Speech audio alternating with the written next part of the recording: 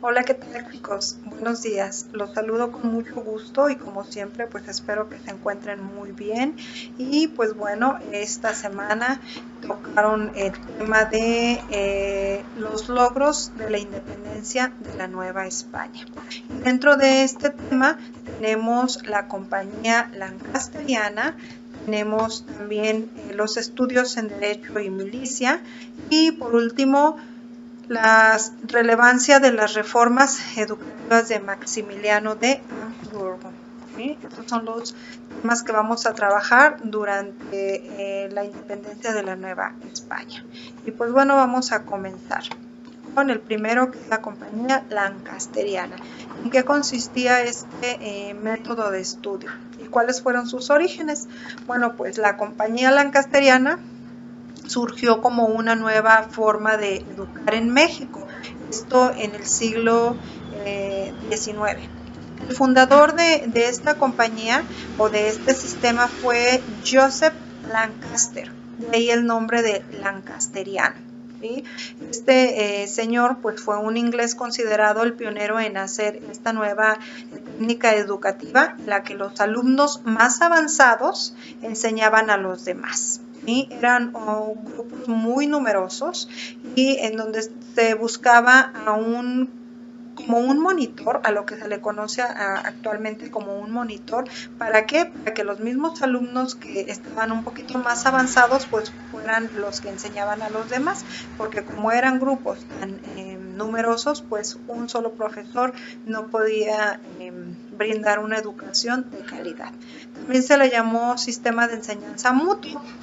De acuerdo al método de enseñanza, el sistema lancasteriano, de acuerdo al apellido del fundador, como ya lo mencioné, en relación a su lugar y en relación a su lugar de origen. El sistema lancasteriano era muy atractivo para los nuevos estados, ya que abarcaba pues gran parte. Como era muy numeroso, como eran muy numerosos los grupos, pues bueno, muchas familias estaban contentas porque bueno, podían mandar a sus hijos a estudiar, ¿sí? Pero ¿qué pasaba? Como eran estos grupos muy numerosos, pues la educación no era tan de calidad. Entonces la educación pues se abarataba mucho.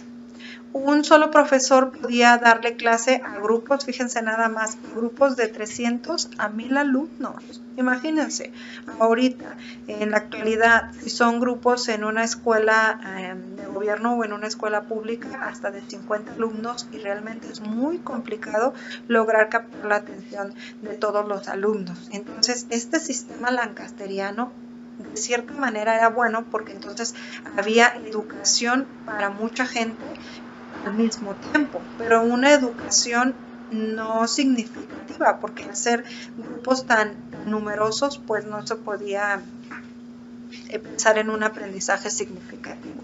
¿Sí? Entonces, esto bajaba considerablemente el costo de la educación escolarizada. Dividían a los alumnos en 10 grupos y cada grupo tenía un instructor o un monitor, que era el alumno más capaz, que era el alumno más eficaz. Les decía qué era lo que tenían que hacer y lo que debían hacer los demás. ¿Sí? Era como un ayudante del profesor. Solamente así funcionaba este sistema lancasteriano. Este sistema lancasteriano fue traído a México por Manuel Codorniu, quien llegó a México en 1821 como médico particular de Juan O'Donoghue.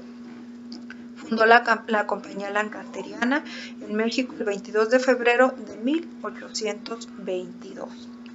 Esto fue porque al llegar Agustín Iturbide al poder, México carecía de fondos suficientes para un proyecto educativo más amplio. Así es que los fundadores fueron Manuel Codorniu, Manuel Fernández Aguado, Agustín Buenrostro, Ignacio Ripoll, Eduardo Torreão, el general de división José María Tornel y el coronel Eulogio Villarrutia. La primera escuela que se abrió en este sistema lancasteriano en México fue la escuela llamada El Sol. ¿cuál era el principal objetivo de estas instituciones? Pues era difundir en México la enseñanza mutua libre. La organización o el método que usaban era muy diferente al que hoy en día nosotros estamos acostumbrados o al que hoy en día nosotros trabajamos, ¿sí? Debido a que el trabajo del profesor consistía en elegir a los estudiantes más destacados, los cuales, recuerden, podían enseñar a cierto grupo. Era como un grupo inmenso y había subgrupos. Esos subgrupos, ya sea que estuvieran compuestos por 10 o 15 o hasta 20 niños en forma de semicírculo. A estos enseñantes se les llamaba monitores, se les llamaba, también podía llamárseles ayudantes, ¿sí? Bueno, pues era así como funcionaba el sistema lancasteriano o este tipo de educación. Vamos con los estudios en Derecho y Milicia. ¿Cómo ha sido la historia de la milicia en México? Abarca desde antes de la caída de México, de México Tenochtitlan, hasta la época actual. Se conoce mucho de la organización militar desde los mexicas, ya que es el grupo social más documentado. Y vamos viendo cómo era la organización militar de los mexicas. Bueno, se constituía por un jefe y varios soldados, de los cuales el más destacado sería el más cercano al jefe y probablemente su sucesor. ¿Cómo era su armamento? Pues bueno, su armamento se basaba en utensilios comunes para la caza de animales. ¿Y cuáles eran los grados militares? Se obtenían a partir de los prisioneros que lograban capturar en las campañas. Esta era la organización militar de los mexicas. Vamos con la historia del derecho en México. El derecho olmeca, el derecho teotihuacano y el derecho mexica. Dentro del derecho olmeca, bueno, pues los sacerdotes tenían el dominio, integraban un sistema teocrático basado en la economía. Dentro del derecho teotihuacano hubo un gobierno teocrático. La clase sacerdotal controlaba todos los aspectos de la vida. Y dentro del derecho mexica, el tlatoani concentraba un poder político, judicial, religioso y militar. Eso es en cuanto a la historia de derecho en México. Vamos ahora con las reformas educativas de Maximiliano de Habsburgo. ¿Quién fue este señor? Ok. Fue un archiduque austriaco y emperador de México. Su breve gobierno se caracterizó por el desastre financiero. Bueno, eso se ve también en la actualidad, ¿sí? La debilidad política y la traición. Su derrota final y ejecución demostraron claramente que México no aceptaría a un príncipe extranjero o a un gobernante extranjero. Maximiliano I de México aplicó una política encaminada a propósitos liberales, afectando a los grupos de los conservadores, pues con los decretos sobre la nacionalización de bienes eclesiásticos y de libertad de cultos, ratificó las leyes de reforma juaristas. Su popularidad fue cayendo no solo ante los ojos de los conservadores mexicanos, que lo colocaron en el poder, sino ante el mismo Napoleón III, quien le retiró su ayuda económica y militar.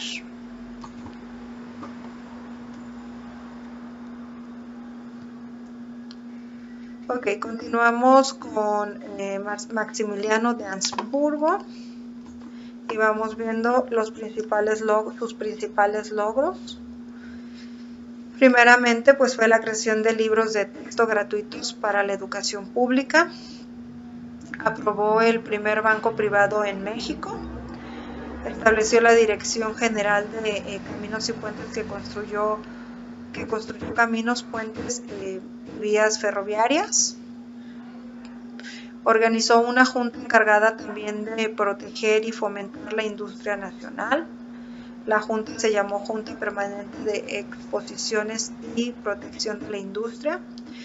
Esto hizo aún antes que Estados Unidos se organizara de esta manera, y así siguió el ejemplo de Inglaterra y Francia. Creó también las bases para el sistema educativo público en México. Se separó la educación de la religión. Hubo una emisión y circulación de los primeros billetes del Banco de México. Creación de un organismo que estudiara las lenguas clásicas y vivas, y etcétera. Hay algunos otros logros de Maximiliano de Habsburgo. Pues estos son los temas, chicos, que vamos a revisar el día sábado en la reunión de Meet. Es importante que vean ustedes esta presentación, y si tienen alguna duda al respecto o algún contenido que integrar, pues es importante que tomen nota, ¿sí?, para compartirlo el día sábado. Les voy a subir también la actividad, les voy a aperturar la primera actividad de estos temas. Recuerden que estas actividades cierran los días viernes a las 11 de la noche para que estén al pendiente y entreguen sus actividades en tiempo y en forma. Bueno, jóvenes, pues por mi parte es todo. Los veo el día sábado en la reunión. Que tengan bonito día. Hasta pronto.